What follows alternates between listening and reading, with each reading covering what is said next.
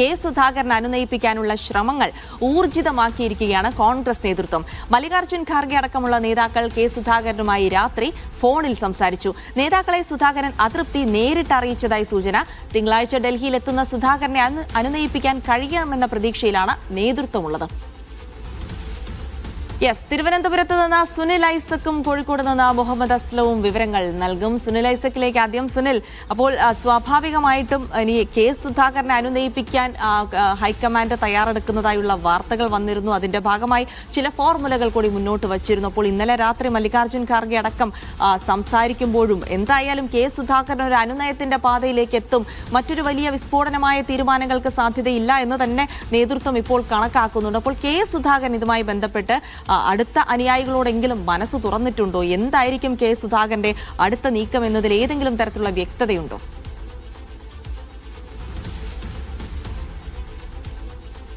സ്ഥാനാർത്ഥി ചർച്ചകൾക്കായി കഴിഞ്ഞ കുറേ ദിവസങ്ങളായി ഡൽഹിയിൽ തങ്ങുന്ന കേരളത്തിൽ നിന്നുള്ള നേതാക്കൾ അടക്കമുള്ളവരുടെ മുന്നിൽ ഇപ്പോൾ ഏറ്റവും വലിയ ടാസ്കായി മാറിയിരിക്കുന്നത് കെ സുധാകരനെ അനുനയിപ്പിക്കുക എന്നത് തന്നെയാണ്. കേരളത്തിൽ നിന്നുള്ള നേതാക്കൾ ഇന്നലെ പലവട്ടം കെ സുധാകരനുമായി ഫോണിൽ സംസാരിച്ചു. ഇന്നലെ വി ഡി സതീശൻ, ഒപ്പം രമേശ് ചെന്നിത്തല തുടങ്ങിയ പ്രധാനപ്പെട്ട നേതാക്കളൊക്കെ സുധാകരനുമായി സംസാരിച്ചിരുന്നു. പക്ഷേ ഏതെങ്കിലും തരത്തിലുള്ള വിട്ടുവീഴ്ചയ്ക്ക് തയ്യാറല്ലെന്ന നിലപാടാണ് സുധാകരൻ സ്വീകരിച്ചത്. പക്ഷേ രാത്രിയോടുകൂടി മല്ലികാർജ്ജുൻ ഖാർഗെ കെ സുധാകരനെ ഫോണിൽ ബന്ധപ്പെടുകയും ഒരു പ്രതിസന്ധി ഉണ്ടാക്കരുതെന്ന് അഭ്യർത്ഥിക്കുകയും ചെയ്തു.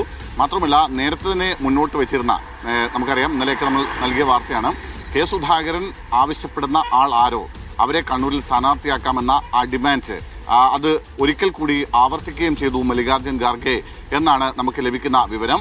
എന്തായാലും രാഹുൽ ഗാന്ധിയോ കെ സി വേണുഗോപാലോ ഇതുവരെ സുധാകരനുമായി ഫോണിൽ സംസാരിച്ചിട്ടില്ല. രാഹുൽ ഗാന്ധി ബന്ധപ്പെടുമെന്ന് ഇന്നലെ വൈകിട്ട് അറിയിച്ചിരുന്നെങ്കിലും നേരിട്ട് ഡൽഹിയിൽ വെച്ച് ചർച്ച നടത്താമെന്നൊരു തീരുമാനത്തിലാണ് ഇപ്പോഴുള്ളത്. എന്തായാലും തിങ്കളാഴ്ച ഡൽഹിയിലേക്ക് പോവാൻ തന്നെയാണ് കെ സുധാകരന്റെ തീരുമാനമെന്നാണ് അദ്ദേഹവുമായി ബന്ധപ്പെടുമ്പോൾ മനസ്സിലാക്കാൻ കഴിയുന്നത്. അവിടെ എത്തി അവിടെ വെച്ച് ഒരു അനുരഞ്ജന ശ്രമം ഉണ്ടാകും, അതിനെ കെ സുധാകരൻ വഴങ്ങും എന്ന് തന്നെയാണ് ഇപ്പോഴും പ്രതീക്ഷിക്കുന്നത്. കാരണം കേരളത്തിലെ ഒരു സാഹചര്യം സുധാകരന് വേണ്ടി മാത്രമായി അങ്ങനെ ഏതെങ്കിലും തരത്തിൽ ഇളവ് നൽകിയാൽ വലിയ തോതിൽ അങ്ങനെ തെരഞ്ഞെടുപ്പിൽ മത്സരിക്കാൻ കാത്തു നിൽക്കുന്ന എം പിമാരുടെ ഒരു കൂട്ടം തന്നെ കോൺഗ്രസിലുണ്ട്. പ്രിയങ്ക ഗാന്ധി ഒഴികെ 13 ലോക്സഭാ അംഗങ്ങളാണ് കേരളത്തിൽ നിന്ന് കോൺഗ്രസിനുള്ളത്. ആ 13 പേരിൽ ഏതാണ്ട് 9ഓളം ആളുകൾ ഈ നിയമസഭാ തെരഞ്ഞെടുപ്പിൽ മത്സരിക്കാനുള്ളൊരു താല്പര്യം നേതൃത്വത്തെ അറിയിച്ചു കഴിഞ്ഞു.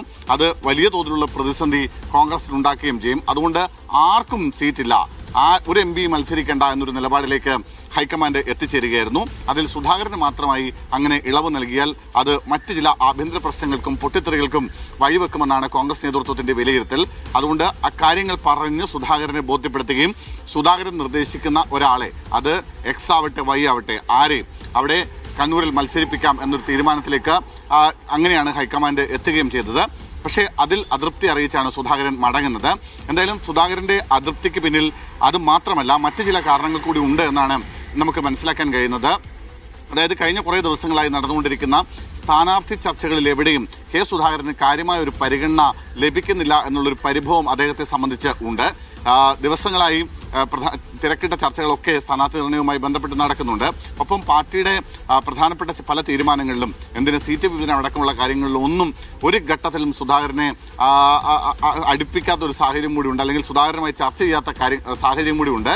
മുൻ KPC പ്രസിഡന്റെന്നും പാർട്ടിയുടെ പ്രവർത്തക സമിതി അംഗമെന്നുമുള്ള എന്നതിനൊക്കെയുള്ള പദവികളൊക്കെ ഉണ്ടായിരുന്ന ആളാണ് കെ സുധാകരൻ.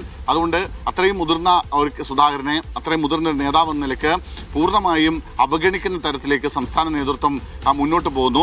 ചില കോക്കസുകൾ മാത്രം കേന്ദ്രീകരിച്ചുകൊണ്ട് പ്രധാനപ്പെട്ട തീരുമാനങ്ങൾ എടുക്കുന്നു, ചർച്ചകൾക്ക് അവർ മാത്രം നേതൃത്വം നൽകുന്നു എന്നതും സുധാകരനെ സംബന്ധിച്ച് അലട്ടുന്ന ഒരു പ്രശ്നമാണ്, അല്ലെങ്കിൽ അദ്ദേഹത്തിന്റെ പരിഭവത്തിന്റെ കാരണങ്ങളിലൊന്നാണ്. ഈ വിഷയങ്ങളൊക്കെ സുധാകരൻ ഹൈക്കമാൻഡുമായി സംസാരിക്കും. അതിനുശേഷം സുധാകരൻ വഴങ്ങും, അനുനയത്തിന് വഴങ്ങും എന്നുള്ള ഒരു പ്രതീക്ഷയിലാണ് ഇപ്പോഴും ഹൈക്കമാൻഡുള്ളത്.